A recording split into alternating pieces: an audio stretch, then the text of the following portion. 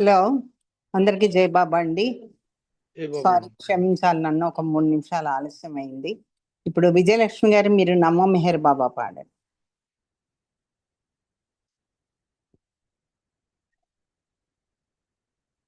విజయలక్ష్మి గారు. ఇప్పుడు అన్మ్యూట్ అయింది, పాడుతున్నాను. Okay okay. అవతార్ మెహర్ బాబా की जय।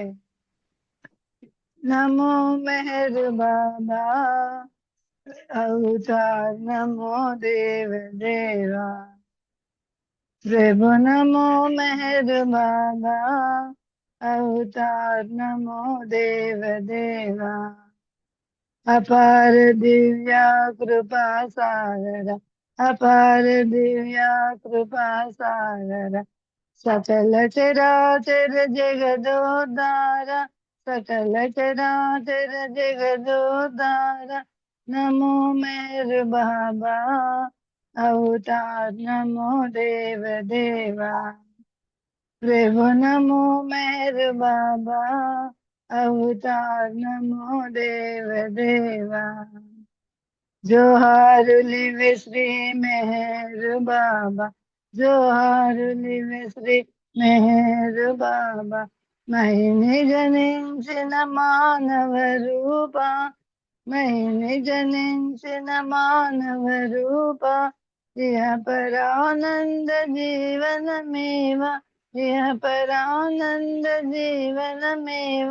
భవ భయ భంజన పరమ పావన, భవ భయ భంజన పరమ పావన। నమో మెహర్ బాబా అవతార్ నమో దేవ దేవా। प्रभु नमो मेहर बाबा अवतार नमो देव देवा।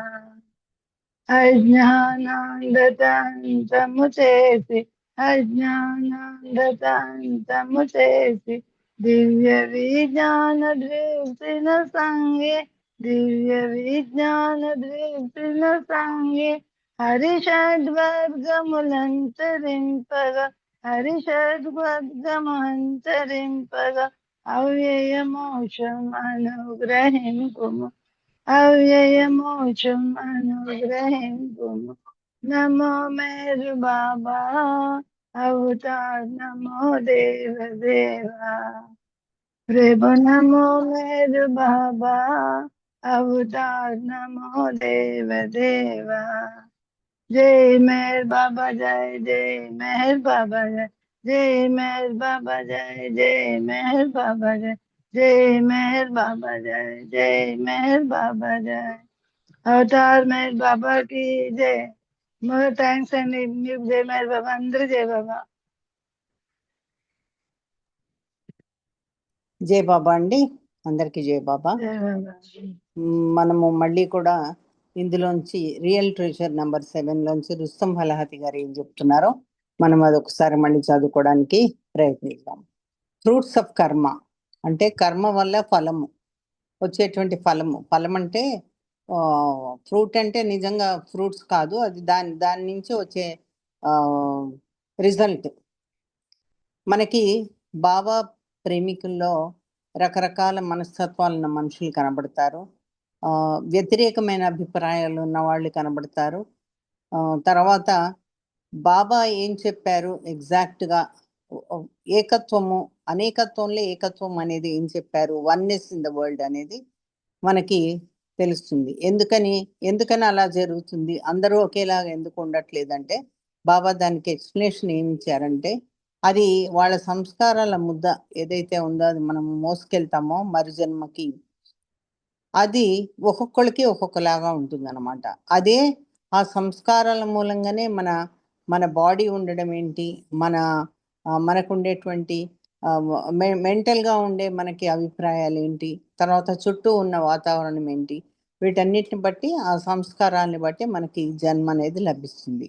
ఈ సంస్కారాల ముద్ద ఏదైతే ఉందో అది మన కర్మ వల్ల చేసుకునే యాక్షన్స్ వల్ల అది మనకి లభిస్తుంది. అలాగే ప్రీవియస్ లైఫ్స్, పాస్ట్ లైఫ్, మన పూర్వ జన్మలో ఏముందో దాన్ని బట్టి కూడా ప్రతి ఆత్మకి కూడా ఫ్యూచర్ అనేది అంటే భవిష్యత్ అనేది నిర్ణయింపబడుతుంది. ఇప్పుడు చేసుకునే యాక్షన్స్ మూలంగానే మనకి భవిష్యత్తు అనేది డిసైడ్ అవుతుంది. అందుకనే మనం చాలా జాగ్రత్తగా ఉండి, కనీసం మనకి ఈ విషయం తెలిసింది కాబట్టి, ఈ జన్మలో అయినా కూడా మనము ఆహ్, తగు రీతిలో మనం గనక మన జీవితాన్ని నడుపుకున్నట్లయితే, పాత సంస్కారాల వల్ల వచ్చిన జీవితం మనకు కొన్ని ఎలాగో తప్పవు.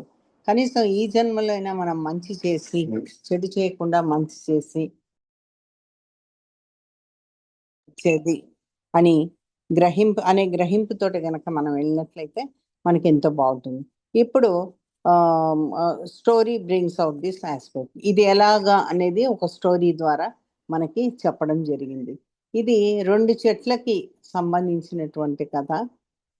ఎట్లా మన మనుషులు ఏ విధంగా షేప్ అవ్వబడతారు, ఏ విధంగా మనుషులు మలచబడతారు అనేది ఈ చిన్న 2 ఉదంతాల ద్వారా మనం తెలుసుకోవచ్చు. మనము ఈ 2 చెట్ల లాంటి వాళ్ళం అనుకుందాము. మొదటి చెట్టేమో చాలా స్ట్రాంగ్‌గా ఉంది. కదలకుండా అస్సలు. దాని ఆకులేంటి, దాని పువ్వులేంటి అయి కూడా జ్యూసీగా ఉన్నాయి, పెద్దగా ఉన్నాయి. అది చూడ్డానికి అందంగా ఉండడమే కాకుండా దాని కొమ్మలన్నీ వి ఆహ్, విస్తరించున్నాయి. చాలా దూరం వరకు. అది ఎంతమందికో, ఎన్నింటికో నీడనిస్తుంది. అటు ఇటు పోయే ట్రావెలర్స్ ప్రయాణించే వాళ్ళు అటు ఇటు ప్రయాణికులకి వాళ్ళందరికి కూడా మంచి రెస్ట్‌నిస్తుంది. తర్వాత అది చాలా కంఫర్టబుల్‌గా చేస్తుంది ఆ పని. అంటే చాలా హ్యాపీనెస్‌తో చేస్తుంది. అయితే ఎన్నో బర్డ్స్ అలా ఎగురుతూ దాని మీద కనబడతాయి మనకి. ఆ చెట్టు చుట్టూ గూడా ఉంటాయి. ఇంకా ఈ ఉడతలు అవన్నీ సంతోషంగా జంప్ చేస్తూ అటు ఇటు తిరుగుతా ఉన్నాయి.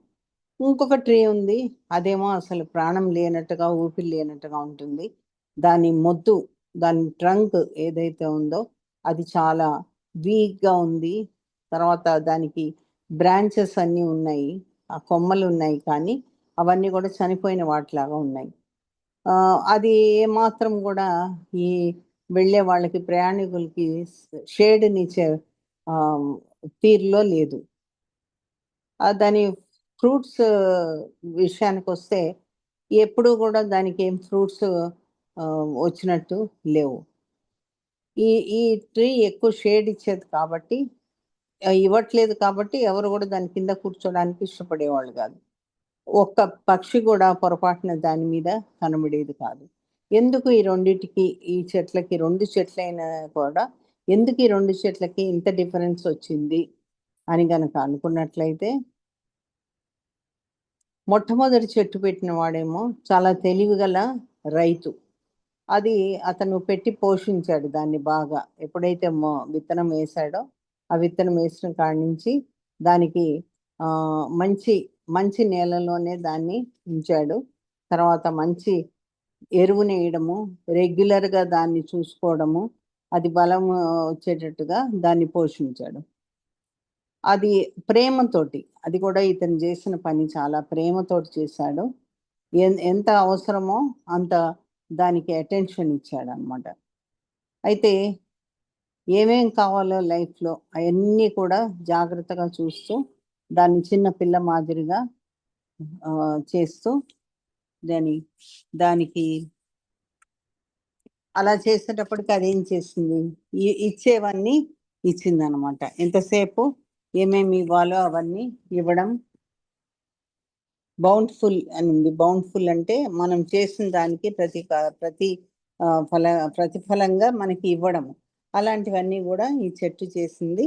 ఏదైనా సరే సంతోషంగా అందరికీ ఇవ్వడం మొదలుపెట్టింది. దాని షేడ్ గాని, దాని ఫ్రూట్స్ కానీ, దాని దానికి సంబంధించిన హ్యాపీనెస్ కానీ అన్నీ కూడా ఈ ట్రీ పంచిచ్చింది. అదే రెండో ట్రీ ఉంది. అదేమో ఆహ్, విత్తనం వేసింది మొదలు ఫార్మరు, ఆ రైతు ఏమీ కాపాడడం లేదు. ఏమి చూసుకోవడం లేదు. తర్వాత ఆహ్, ఏదో తినేసి అలా అలవోకగా అలా విత్తనం పడేయడం జరిగింది. అయితే వచ్చింది. ఆ విత్తనం నుంచి ఆ విత్తనం మొలకెత్తి చెట్టయితే వచ్చింది.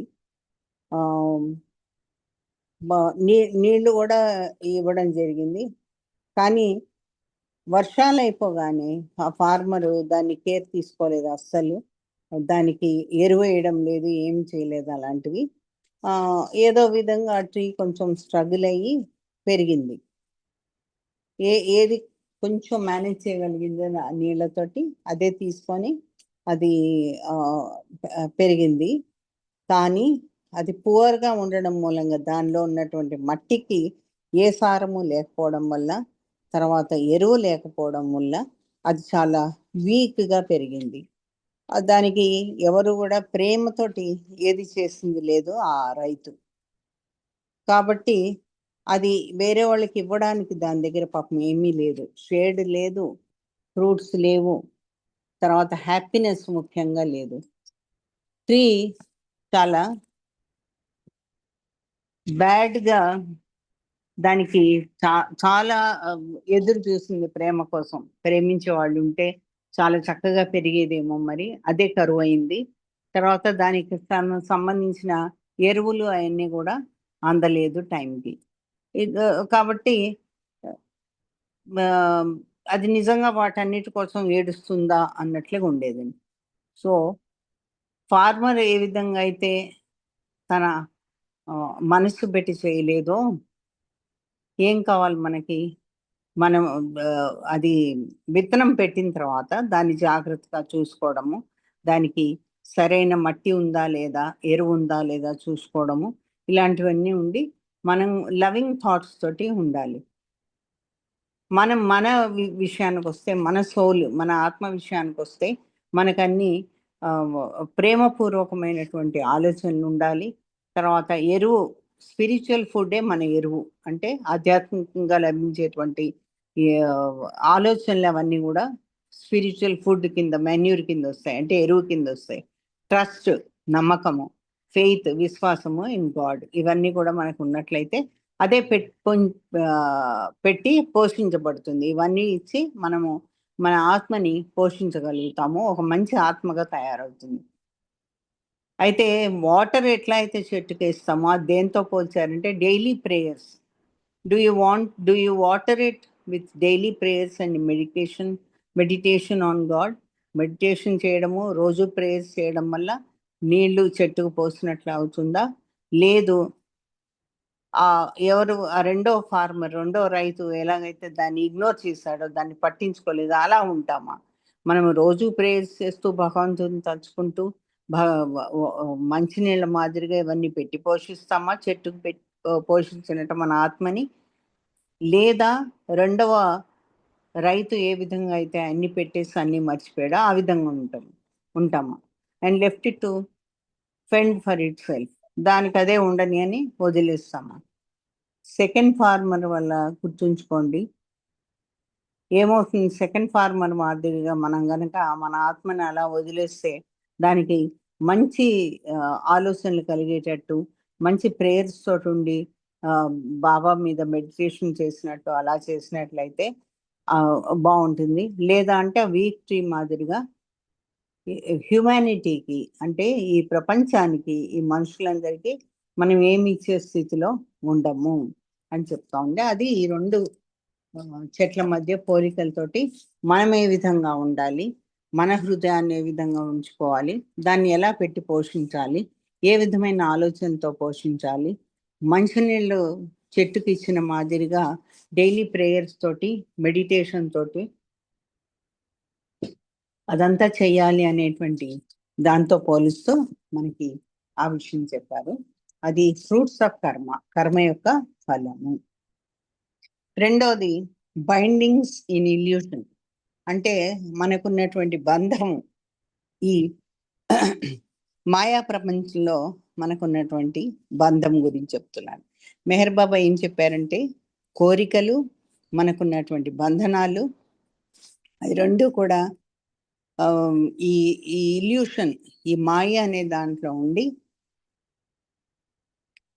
ఇవి ఇచ్చేసినట్లయితే ఈ రెండు, మనము మనకి లిబరేషన్ వస్తుంది, అంటే ముక్తి వస్తుంది, ఫ్రీడమ్ వస్తుంది అనేది మనకి తెలుస్తూ ఉంది.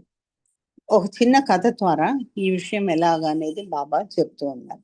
ఒకానొకప్పుడు ఒక రాజుగారు ఉండేవాళ్ళు.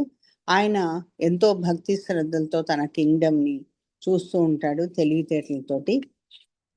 చాలా కాలము ఆయన ఎక్కువగా ఆయన ప్రార్థనలు చేస్తూ ఉండేవాడు. అయితే రాణి గారు కూడా చాలా టైము ప్రేయర్స్ చేస్తూ ఉండేది ఆయనతో పాటుగా. తను కూడా ప్రేయర్స్‌లో పాల్గొనేది.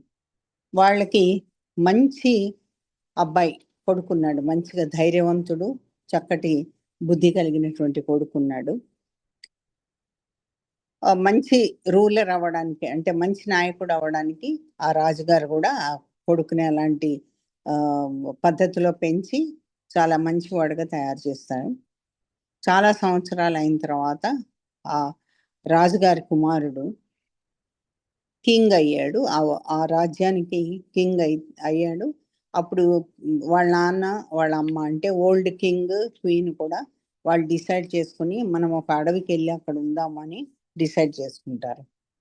అక్కడ ఎక్కువ కాలము వాళ్ళు ప్రార్థనలో గడిపేవాళ్ళు.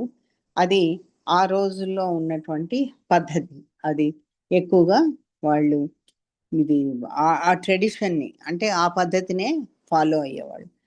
ఈ కింగ్, క్వీన్, రాజు, రాణి గారు ఏం చేశారంటే ఒకరోజు అందరికీ సెలవు చెప్పి, సెలవు తీసుకొని ఎట్లా అయితే ఈ ప్రయాణం చేసే వాళ్ళు సొసైటీకి దూరంగా ఉంటారు, ఆ విధంగా వాళ్ళు కూడా డ్రెస్ ఆ విధంగా చేసుకుని, అంటే అతి సామాన్యమైన బట్టలతో చేసుకుని వాళ్ళు అడవికి వెళ్ళడం జరుగుతుంది. వితౌట్ ఎనీ పొజిషన్స్, అంటే వాళ్ళకున్న అన్నీ కూడా వదిలిపెట్టి అడవికి వెళ్ళడం జరుగుతుంది. అయితే వాళ్ళు ఏమీ తీసుకెళ్ళకపోయినా ఈ రాజుగారు మటుకు ఒక ఒక డబ్బాలో, పెద్ద బాక్స్లో సాల్ట్ తీసుకెళ్తాడు. ఎందుకంటే అతనికి ఉన్నది ఒకే ఒక వీక్నెస్. అదేంటంటే ఈ సాల్ట్ ఎక్కడికి వెళ్ళినా తను తీసుకెళ్ళడము, సాల్ట్ వేసుకుని తినడము ఆయనకు బాగా అలవాటు. ఫ్రూట్స్ తినాలన్నా కూడా సాల్ట్ వేసుకుని దాని మీద తినేవాళ్ళు. అయితే ఈ దేశ సంచారాలుగా వెళ్ళిన వాళ్ళ మాదిరిగా ఈ రాజు, రాణి గారు అన్ని అన్ని వదిలేసుకొని ఏమీ లేకుండా ఆ అడవి మధ్యలో ఉండి మెడిటేషన్ చేయడం మొదలుపెట్టారు. వాళ్ళు అక్కడ పండేటువంటి ఆ ఫ్రూట్స్ కానీ, అక్కడ వేర్లు కానీ అలాంటివి తిని బ్రతుకుతూ ఉన్నారు. అంత జంగిల్‌లో. అక్కడ ఆ అడవిలో ఇవన్నీ చాలా ఎక్కువగా దొరికాయి. కాబట్టి వీళ్ళకి ఏ రకమైన ఇబ్బంది కలగలేదు. ముఖ్యంగా వాళ్ళు అన్నీ వదిలిపెట్టి రావడంతోటి ఎవరిని ఏమి దేహి అని దేవరించకుండా ఆ వచ్చిన ఫలాలేదో తింటూ, ఆ వేర్లేదో తింటూ కాలం గడిపారు. అయితే ఈ రాజుగారికి మటుకు సాల్ట్ అవసరము. అన్నీ ఏది తింటే దాని మీద సాల్ట్ వేసుకొని తినేవాడు. సో కొన్ని నెలలు అలా గడిచిపోయినాయి. వాళ్ళిద్దరు చాలా ఆనందంగా ఉన్నారు. భగవంతుడిని ధ్యానిస్తూ మెడిటేషన్ చేస్తూ ఉన్నారు. అయితే ఆ కింగ్ తెచ్చుకున్నటువంటి ఆ సాల్ట్, రాజుగారు తెచ్చుకున్నటువంటి సాల్ట్ ఏదైతే ఉందో అది రోజు రోజుకి తక్కువ అవ్వడం మొదలుపెట్టింది. మరి వాడుతూ ఉన్నాడు కదా అది, అందుకని తక్కువ అవుతూ మొదలుపెట్టింది. అయితే ఆ రాజుగారికి దాని గురించి ఇంకా బాధ పట్టుకుంది. ఏం చేయాలి ఇప్పుడు నేను ఇది అయిపోతే అని భగవంతుడి మీద ధ్యానం తగ్గి, ధ్యాస తగ్గి, ఎప్పుడు కూడా ఎప్పుడైపోతుందో, ఇది ఎప్పుడైపోతుందో అని ఆ ధ్యాస అంతా కూడా అతనికి ఉప్పు మీద ఉంది, సాల్ట్ మీద ఉంది. అందుకని దాని గురించి వరి అవుతూ మెడిటేషన్కి కూర్చున్నా కూడా ఆయన మైండ్ అంతా కూడా ఈ సాల్ట్ అయిపోతే నేనేం చేయాలి అనే దాని మీదే కాన్సన్ట్రేషన్ ఎక్కువ ఉంది. ప్రతిరోజు కూడా ఇంకా ఎక్కువ సమయము ఈ సాల్ట్ గురించి ఆలోచించడము, తక్కువ సమయము భగవంతుడి మీద ధ్యాస ఉండడము, మెడిటేషన్ మీద అసలు ధ్యాస లేకపోవడము, ఇలా జరుగుతూ ఉంది. ఒకరోజు ఈ సాల్ట్ కంప్లీట్గా అయిపోయింది. అయితే ఆ కింగ్ నిజంగానే బాధపడ్డాడు, సఫర్ అయ్యాడు. అవన్నీ వెజిటబుల్స్, రూట్స్ ఏవైతే ఉన్నాయో అవన్నీ కూడా సాల్ట్ లేకుండానే తినవలసి వస్తుంది. ఏ ఏ ఫ్రూట్స్కి అయితే సాల్ట్ టేస్ట్ కొద్దిగా ఉంటుందో అవి తినడం మొదలుపెట్టాడు. రోజులు గడిచిన కొద్దీ భగవంతుడి ధ్యాస తక్కువైంది. ఎక్కువ ఫుడ్ గురించి ఆలోచించడం ధ్యాసే ఎక్కువైంది.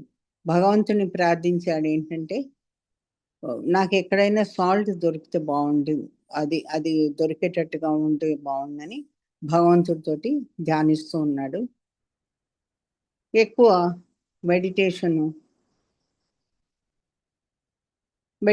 మీద ఎక్కువ చేస్తూ ఉన్నా కూడా ఈ దీన్ని మటుకు ఈ సాల్ట్ గురించి తలుచుకోవడం మటుకు మానలేదు. అయితే భగవంతుడు చాలా కఠినాత్ముడుగా ఉన్నాడు.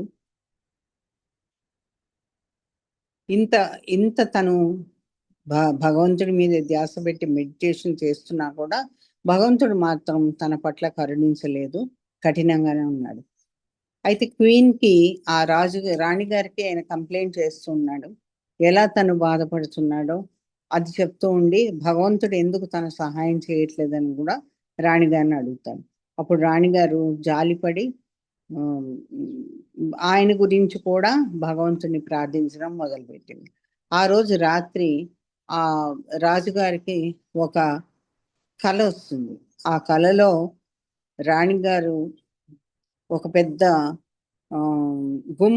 గుంపుగా ఉన్న జనాల దగ్గరగా ఉండి ఆ హెవెన్ గేట్స్ దగ్గర నుంచుని ఉంటారు. హెవెన్ అంటే మనకి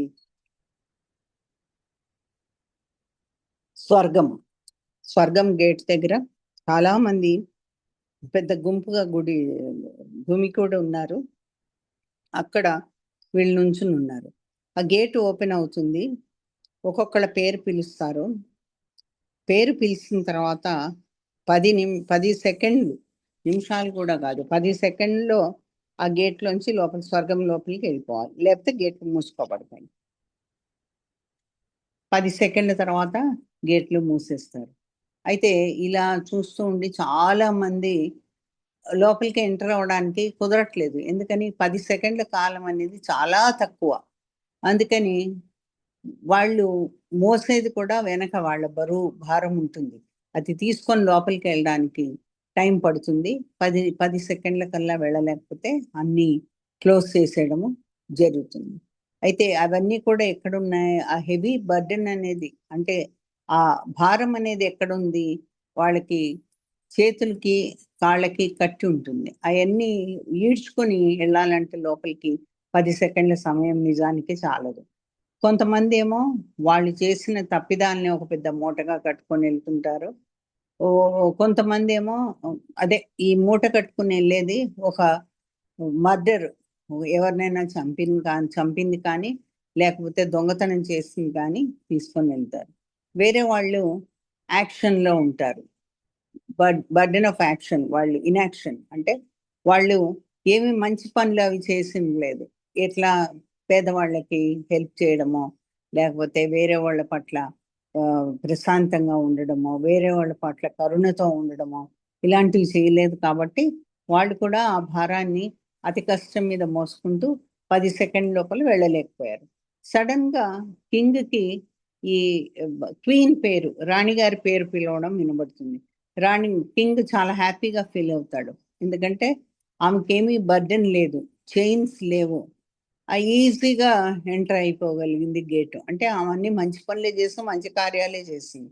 అందుకనే ఆమెకి ఏ భారము లేదు, కాళ్ళకి ఏ భారము లేదు, చేతులకి ఏ భారము, చైన్స్ వేసి కట్టబడలేదు. అందుకనే ఆవిడ తొందరగా 10 సెకండ్ లోపల వెళ్ళిపోయింది.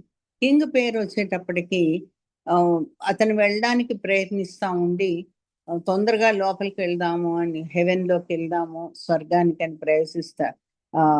ప్రయత్నిస్తాడు.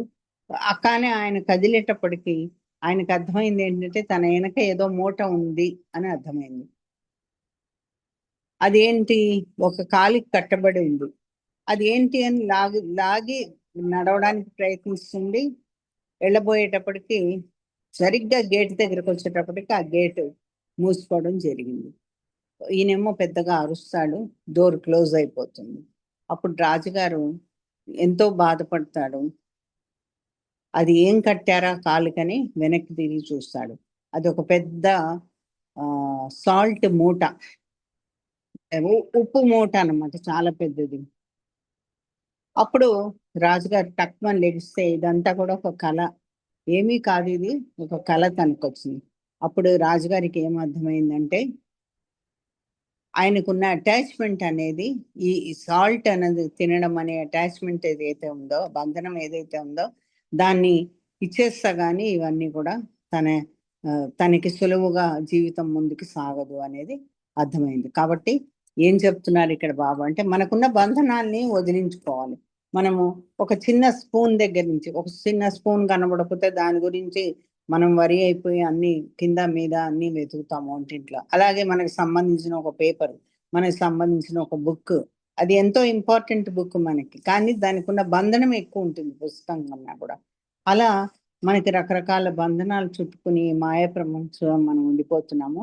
అందుకని ఆ బంధనాల్ని ఎక్కువగా అంటున్నట్టుగా ఉండాలి, తగ్గించుకోమని చెప్తున్నారు బాబా. అది అటాచ్మెంట్ ఫర్ డిటాచ్మెంట్ అనేది మనం గుర్తుపెట్టుకుని ఎన్నో మాటలు చెప్పుకుంటాం, మనం ఎన్నో చేస్తాం, కానీ నిజానికి ఆ బంధనాలు తగ్గించుకోవడానికి కనుక మనం ప్రయత్నించినది అయితే బాబా కూడా మనకి హెల్ప్ చేస్తారు. మనం ఇంకా ముందుకి ఆనందంగా జీవితాన్ని సాగించగలుగుతాము. వచ్చే జన్మలో మనకి ఇంకా కొంచెం ఈ బంధనాలు అనేవి తగ్గి కొంచెం మనము మన కర్మఫలాన్ని ఇంకా అనుభవించి ఈజీగా దాన్ని గడపగలుగుతాం. అవతార్ మెహర్ బాబా కీ జై. మరొక అంశంతో రేపు అందరం కలుద్దామండి. జై బాబా. శ్రీనివాస్ గారు, మీరు బాబాకి హారతి ఇవ్వండి.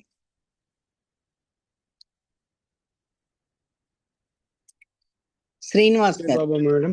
జై బాబా. అవతార్ మెహర్ బాబాకి జై బాబా మేడం. అలాగే అమ్మా, జై బాబా. అవతార్ మెహర్ బాబాకి జై.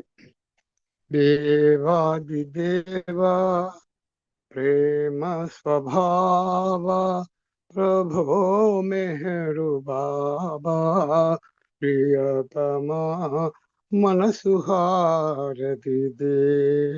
ప్రియతమా మనసు హారతి దే. ప్రేమ జ్యోతిమా హృది వెలిగించు, కామ క్రోధముల అది తొలగించు. దామను వీడక నిన్ను ప్రేమించు, దామను వీడక నిన్ను ప్రేమించు. మము కరుణించవయ ప్రియతమా మనసు హారతి దే. ప్రియతమా మనసు హారతి దే. నీ దివ్య నామమే స్మరించు, ఈ దివ్య రూపమే హృది తిలకించు. నీ దివ్య పదములే ఆరాధించు, ఈ దివ్య పదములే ఆరాధించు. ప్రియతమా మనసు హారతి దే. అహంకారము హారతి కాగా, అహంకారము హారతి కాగా, ఇహమే పరమై ప్రకాశించగా. పాహి శరణు సాయుజ్యము పొందగా, పాహి శరణు సాయుజ్యము పొందగా. మము కరుణించవయ ప్రియతమా మనసు హారతి దే. దేవాది దేవా ప్రేమ స్వభావ ప్రభో మెహరు బాబా ప్రియతమా మనసు హారతి దే. ప్రియతమా మనసు హారతి దే. అవతార్ మెహర్ బాబా की जय. అవతార్ మెహర్ బాబా की जय. అవతార్ మెహర్ బాబా की जय. థ్యాంక్ యూ అండి ఉమారాణి మేడం గారు. జై బాబా అండి, అందరికీ జై బాబా అండి. జై బాబా అండి, అందరికి జై బాబా. పాల్గొని ఈ ప్రోగ్రామ్ సక్సెస్ఫుల్ చేసినందుకు అందరికీ మరొకసారి జై బాబా చెప్తున్నాను. రేపు మళ్ళీ ఈ సమయానికి 11:30కి అందరం కలుద్దాం. అవతార్ మెహర్ బాబాకి జై. అంతవరకు అందరికీ జై బాబా. జై బాబా అండి, అందరూ జై బాబా. జై బాబా. అరగంట.